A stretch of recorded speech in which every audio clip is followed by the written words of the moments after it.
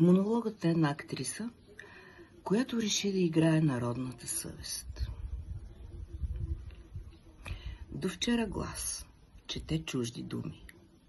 С чувството на някой, който не е чел автора на думите. Блести в прожектора, но не и в мисълта. Днес е с позиция, днес е институция. Морален коректор, експерт по вдъхновение и неофициален комитет по автентичност. О, не завиждам за имиджа, не. Той си е заслужен, ако броим всеки грам пластмаса и всяка усвоена чужда пауза и способността да влизаш в роля, дори когато не вярваш в нея. Някои актриси са просто добре платени, други високо платени. С такъв хонорар, че не различаваш къде свършва кастингът и къде започва луксозната услуга. Една от двете поне е наясно, че работи по сценарии. Не се плашете от новите технологии. Плашете се от старите навици, като да сочиш нечие творчество с пръст.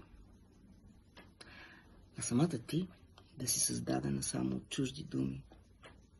Добра светлина и точно 3 тона фалшива убеденост. И знаете ли какво? Четете си монолозите, сменяйте си ролите, носете морал като сценичен костюм за един дубъл, за една снимка, за една награда. А ние ще продължаваме да създаваме.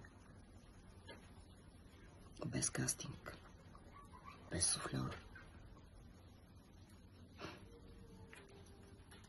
С болката си, с ума си, със себе си. Аз не съм на сцена, аз съм на ръба на бръснача. А оттам се вижда кой чете, кой играе и кой всъщност живее.